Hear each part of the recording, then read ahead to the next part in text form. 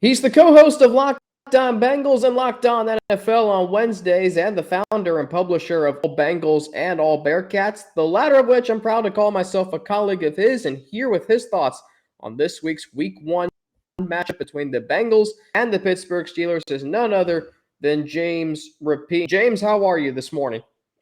I'm doing well. I appreciate you having me, Alex. How are you? James, I'm doing really well. This is a really fun time of the year, especially when you have two great football teams in Cincinnati. The Bearcats coming off a college football playoff appearance last year and a tough battle with Arkansas last Saturday. And then you have the Bengals defending their AFC championship. That starts on Sunday against the Pittsburgh Steelers. If you could put a finger, James, on the excitement and the anticipation, how palpable is it heading into this season? Oh, man. It's as excited as I've seen Bengals fans ever.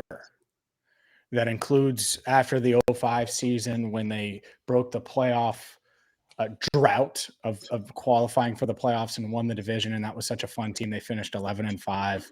And I think Palmer's injury had something to do with that. But yeah, overall, I think it's sort of the opposite. I'll tie it into UC. UC last year, not that Luke Fickell's run is over by any means. I was actually really impressed with how they played with being such a young team against Arkansas on the road, their first game this year. But they're kind of rebooting a little bit, right? And getting some new faces in there. And you got some kinks to work out with Ben Bryant. And we've seen that. Well, this Bengals team, it's kind of the opposite. It's like they arrived earlier than expected, made Super Bowl 56. They're the defending AFC champions, but no one expected them to make that leap last year. This was kind of the year 3 of Joe Burrow, year 2 of Jamar Chase. The offensive line is better, where you looked at it and said, okay, they can make a playoff run. And so the fact that they're coming off of a Super Bowl run and you look, they don't have many weaknesses. I think people are really, really excited, about as excited as I've ever seen them. Okay, so you mentioned that the Bengals arrived a year early last year. I think we can all agree on that. So as far as this season, because I want to know from you, I thought about this, and a lot of people have as well. What does a successful season look like for the Bengals, James? Do they have to get back to the Super Bowl, or is it as long as they win the division, which is very winnable, the AFC North, and maybe win that first playoff game? Because I know if they don't win that first playoff game, there are going to be fans who say, oh, well, here goes another 31 years. So, James, what does a successful season look like for the 2022 Bengals? I think you're right about playoffs for sure. That's the expectation. Winning the division, I think, is a fair expectation. And really, Alex, what I think is when we get to November, December, we need to be realistically saying, yeah, the Bengals are one of the Super Bowl contenders, right? It's the Rams and the Bucks in the NFC, and it's the Chiefs, Bills, and Bengals in the AFC. And I'm not sure if it'll be those teams, but the Bengals need to be mentioned in that contending class to where if they do make that Super Bowl run, no one's that surprised like they were last year. No one should be surprised if they win a divisional round matchup on the road like they did against Tennessee. If they have to go into Arrowhead again this year, it shouldn't be necessarily a shock. And so that's kind of where I'm at. Now, is there a scenario where it feels a little disappointing, even though they do all of those things and come up short of the Super Bowl? Sure. But it's really, really hard to win 3 games or 2 games, depending on if you get that bye or not, and make the Super Bowl and make another Super Bowl run. Ask Patrick Mahomes, ask Josh Allen and the Buffalo Bills. It's really, really hard to do. And so that's what was so special about last year. I think they're talented enough to do it, but to expect Super Bowl, so many things have to bounce your way in the postseason. What I expect is a team that is one of the best in the NFL and is right there being mentioned with the Super Bowl contenders by the end of the season. And then it's postseason time. You never know how the ball is going to bounce, but I certainly expect them to be in the conversation. Yeah, I've been of the essence, and Joe Burrow said this last year when he was mic'd up on the sidelines in Week 7 at Baltimore. He said that if the Bengals won the AFC North, they could win the whole thing, and they came pretty close to doing so, as we both know. So I've thought, okay, if they win the division, it's a matter of who they get in the first round because the AFC, James, is ridiculously strong this year. I mean, you have, I mean, in my predictions, I have like 4, 5 teams finishing 11-6, and some of those teams don't even make the playoffs. Like I had the Steelers and Ravens both winning 10+ games and then missing the playoffs. So if the Bengals are able to get back to the playoffs with the division title and win that playoff game, I think we could say that that might be more impressive than what they did last year. Is that too far-fetched of a statement, James? Potentially, yes. And it depends, right? The context matters. And so without having that in January, we're not sure. But I mean, the run that they went on was so impressive. Joe Burrow gets his head kicked in Tennessee and finds a way. They snapped the streak against the Raiders at home, which there was pressure going into that, but it certainly didn't feel that way. And then you're down 21-3 on the road. And guess what? You don't blink. Samaje Perine makes a big play. Eli Apple makes a big play. And then in the second half, it's a bunch of guys. Chase, Trent Taylor. Burrow obviously was magnificent in that game. BJ Hill with the interception. Like it was just such a complete team run to Super Bowl 56 that, yeah, I mean, I think that's such a special run. It's going to be hard to duplicate it in general. And so, yeah, as competitive as the AFC is, I would stop short of, at least on paper, again, the context will matter, if they won one playoff game, that being more impressive than making it all the way to Super Bowl 56. Now, could I change my mind? I guess so. And you're right. The conference it's loaded. And that's the fun part is I think the Bengals are better, but I think a lot of teams are better. And it's going to be fun to see how they stack up in this conference. Lost in all of the Bengals, when we talk about them, obviously we talk about Joe Burrow first and foremost. We talk about Jamar Chase. We talk about the receiving triplets of Chase, T. Higgins, and Tyler Boyd. And we talk about Joe Mixon and, the offensive line being concern number one with this team. But James, I think what stood out to me last year was in the first three playoff games, the Bengals defense Mhm. allowed fewer than 20 points per game and forced 7 turnovers. So, my question to you is can this defense that's returning 10 of 11 starters, the only one they're not returning is Larry Ogunjobi. We'll see him on Sunday, though, in Pittsburgh. Do you think this defense can be just as good as last year, especially as they were in the postseason? I actually think they can be better, Alex. And I'm glad you brought up the defense because it goes under the radar. We talked Joe Burrow. We talked Jamar Chase.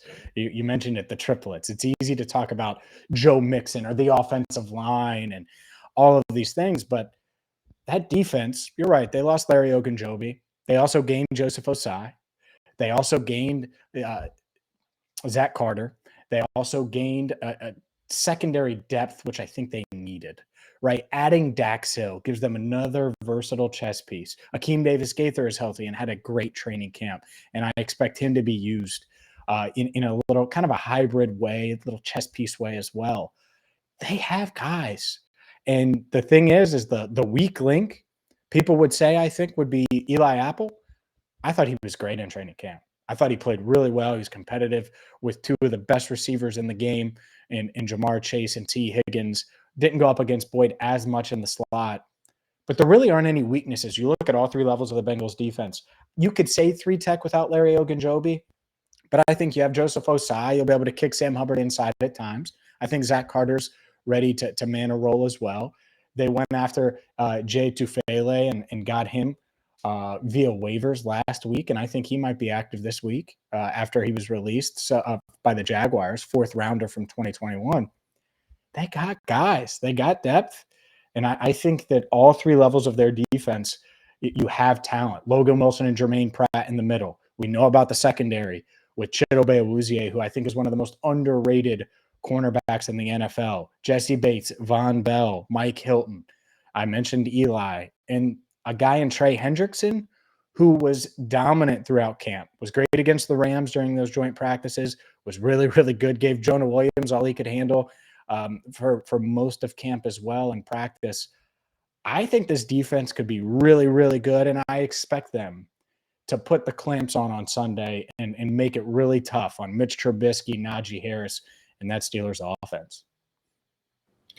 So there is a debate, James, and I read this yesterday on Bengals.com. Our colleague Jeff Butch Hobson wrote about this.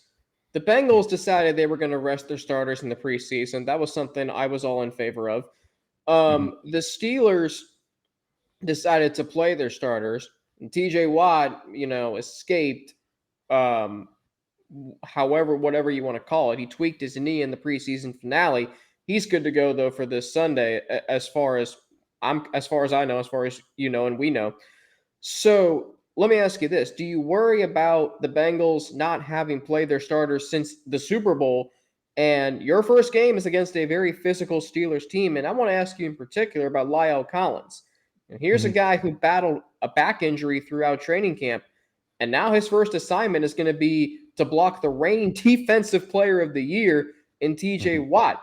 How concerned are you about that and about the Bengals starters taking the field for the first time against the physical Pittsburgh Steelers?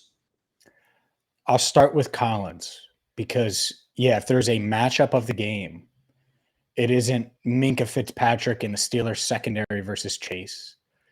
It isn't, Joe Burrow versus the Steelers defense as a whole, or Trey Hendrickson in the Bengals pass rush versus the Steelers offensive line. It's that. It's Lyle Collins, TJ Watt. Can Collins, you're not going to just shut down TJ Watt. It's just unrealistic. But is he good to go? And is he ready to be the guy that the Bengals thought they were getting when they signed him in March? We've only seen him for 2 joint practices. The coaching staff has said they think he'll be ready to go. And so that's a tough ask. And it's going to be interesting to see how it plays out because honestly, right tackle was not an issue for the Bengals for most of last season. Riley Reef was solid through 10 plus games. He gets hurt and it was like, oh my goodness, it was a revolving door. You could not trust that right tackle spot, and it cost them in the Super Bowl, and it really hurt them throughout the postseason. So can Collins be what Reef was and then some? And I think part of what Zach Taylor might have to do, and this isn't just a Collins thing. This is a starters not playing together much on that offensive line, and they haven't played a real snap together, obviously, in the preseason. Get the run game going early. I imagine we'll see a lot of too high safety looks anyways from the Steelers to try to take away the deep balls to Chase and Higgins. Okay, that's fine. So if they do that, run with Joe Mixon. Get Lyle Collins going downhill. Get Alex Kappa and Ted Karras. And those guys practice together a lot. But Collins, you're right, he didn't. And Cordell Volson, there's a question mark there as well, even though he played a lot in the preseason just because he's a 4th-round rookie. So I'm not really concerned about a lot of the skill players or the defense or anything like that. But yeah, that offensive line, those guys haven't worked together. The defenses work together. Higgins, Chase, Boyd, they all have a rapport with Burrow. The only one that really doesn't is Hayden Hurst, and I think he'll be just fine. But there is some question marks along that offensive line, especially when you have a TJ Watt and a Cam Hayward and a really good Steelers defensive front, Alonzo Highsmith. I mean, they got some dudes up front, and that front seven's really talented. So it's going to be interesting to see how that Bengals line holds up after the offseason additions, given the fact that they haven't played together in a real game. In 2 games last year against the Steelers, Joe Mixon in week 3, 90 yards rushing. In week 12, in which the Bengals blew out Pittsburgh 41-10, he had 165 yards. James, I think you can say that game, if it wasn't week 3, it was certainly week 12 in Cincinnati, that the rivalry shifted between the Bengals and Steelers. What is your primary reason? Because there are a lot of them that the rivalry has shifted, but what's your primary reason why the Bengals may now have, with 3 straight victories, the upper hand in the rivalry with the Steelers? Well, number 9, Joe Burrow. Look, the way he carries himself ahead of Steelers week is the same way he carries himself ahead of Falcons week, is the same way he carries himself ahead of a divisional round matchup on the road against the Titans or an AFC title game. And I could go on and on and on. He is just this competitive, calm, I'm all in on football, and that's it. And so when you have someone setting the tone like that, that's contagious. It's infectious. He doesn't clench up when it's Steelers week, right? That's not him. And they beat him when he was a rookie, and he didn't get to face him that second time. I know he wanted to, and it wasn't necessarily his fault, even though they did a lot of things to get the better of him. But yeah, I think that's where it changes when you get someone like Joe Burrow, and of course Jamar Chase helps, and I could go on the defense and I could go up and down the roster. But when you have someone like that, it just changes everything. It changes the way. I mean, because they couldn't block Pittsburgh last year, they couldn't, and yeah, they didn't give up a sack in that first matchup against the Steelers in Week 3. T.J. Watt also didn't play, so there's one thing. The other one was Burrow was under pressure a lot, and they had to lean on the run game. And that's the thing is, it's not like Burrow had a bunch of turnovers against a really good defense that was hitting him. So he's not flappable. He's unflappable, and he's carries himself a certain way. And I think when you have someone leading the charge like that, it changes things. It has shifted, no doubt, has shifted the pendulum a little bit when it comes to this Bengals-Steelers rivalry. Obviously, talent helps. I just kind of talked about intangibles, but I think those intangibles matter too, especially going into last year when they hadn't proved it yet. Now it's a little different. I think a lot of guys in that locker room are confident, but before they had taken it to the Steelers twice, there's probably some questions. But you look up now, and they're looking to win their fourth straight game against Pittsburgh. Speaking of number 9, James, is he 100% or pretty close to it heading into Sunday season opener? Yeah, I would say he's pretty close. We're going to hear from him, this week, and we'll see what he says. I would say he's pretty close. I think he's going to tell us he's 100%. He has no choice now. It's game week, right? But he looks good in practice. He's thrown it accurately, and he's looked really good, really, since returning from that appendectomy. So I don't really anticipate any limitations for him. It is going to be interesting to see what he says. I think he's going to say he's back to 100%, though. What are your expectations coming into year 2 for Jamar Chase? Because you said on Locked On NFL earlier this offseason that you have him as your offensive player of the year. I mean, and there's 3 things he has said this offseason, James, that stand out to me. Number 1, he said that last year he was just kind of out there running routes. Number 2, he's more comfortable now with the offense. Number 3, he's more motivated this year than he was last year. Okay, well, last year he still had 81 catches, 1,455 yards, and 13 touchdowns. I mean, what could he possibly do in year 2 to top that, James? 2,000 yards is, I think, what he's thinking. I'm not sure about that. I think the 81 catches is going to go up. I think his targets are going to go up. And part of that is the Bengals are going to have to get a little more creative with how they use him. And he's had a great camp. I mean, there have been times where he just looks superhuman and flash that ability. And I think part of that has to do with the route running, has to do with the comfort in the scheme now, and just not thinking at all. And he was dominant last year and had some big games, but there was a lull there mid-season, and he snapped out of it and obviously posted huge record-setting numbers. But it would not shock me one bit if he exceeds those. Really, all of them. Now, the touchdowns, it can be tough. He had 13 touchdowns, but 1,455 yards, wouldn't shock me if he topped that. Wouldn't shock me if he had well over 81 receptions. I'm thinking 90, maybe even triple digits reception-wise, because the Bengals, they're going to try to get the ball in his hands in a bunch of different ways, and they're not going to be all go routes, even though there will be plenty of those. So I think Jamar Chase is even better. He's 22. He's special, and it's going to be quite interesting to watch him this year. I think it's going to be a lot of fun, especially because he's going to be facing more double teams. But I've watched him in camp. Double teams don't mean he's covered. He's made catches, contested catches with Chidobe Awuzie on his hip or Eli Apple all over him. So Jamar Chase is special. He's different, and I expect him to have a huge year. What is your score prediction for this game on Sunday, James? Oh, I mean, I haven't given it yet. I haven't really thought about a score. I think I'm going to pick the Bengals to win. It's going to be tougher than I think people anticipate early. The line, I think the betting line is 6.5 is what I saw on Bet Online. So to me, I probably think that the Bengals cover, but that one's tough. Could it be 24-20? I could see that, or 27-21.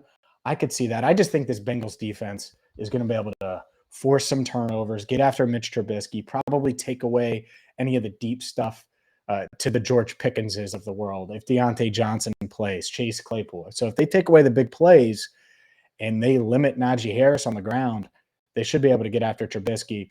And then on the flip side, I just think this offense, it may take them a little time to get in sync, but this offense is so talented. I don't really see them not topping 24 points plus. So I expect the Bengals. I'll say the Bengals by a touchdown. That's how I'm leaning now on Wednesday morning as we record this. All right, so obviously we're talking to a Bearcats audience, and you're the founder and publisher of All Bearcats, which yours truly, Russ Heltman, and you write for. Can the Bearcats, James, win out after losing to Arkansas last week? Yeah, they can. I think, honestly, my biggest takeaway from Arkansas was that game was, dang, they just let one get away. I mean, I thought they played great as a team. They saw the talent, defense flashing, Corey Kiner as advertised, which you weren't sure, but you wanted to see it, right? You wanted to see what these young guys would, especially on defense, how they would respond. And it's on the road, responded well. You get down early, you respond to that, and you keep plugging away and coming back and coming back and coming back. They didn't get down after the interception. They didn't get down after, back-to-back missed field goals, which really hurt momentum. Ben Bryant missed some throws early. I thought he was better in the second half. I was impressed because a young team going on the road makes those mistakes. A lot of teams get their head blown off and get blown out of the building. They didn't get blown out of the building, and they hung in there. And it feels like one that got away because there were obvious mistakes that if you just take the interception away, you take a couple missed field goals away, which shouldn't have happened anyway. The missed touchdown throw that Bryant had in the first half. You flip it. They may have had the lead at halftime. They may have, been able to win that game soundly. So wouldn't be shocked at all if Luke Fickell's squad runs the table. And I was impressed with them overall. And I know I'm being a little overly optimistic, but I think a lot of people here in Cincinnati sort of said, yeah, that feels like a loss. You got the question marks at quarterback and all of those things. And even though it's still a question mark, and even though Ben Bryant didn't play amazing, they still had a shot, and they were right there. And there was a couple times where I thought that they might tie that thing up, late in the fourth, and the defense just couldn't get one more stop, which is what happens when you lean on them as much as they did in the first 3.5 quarters.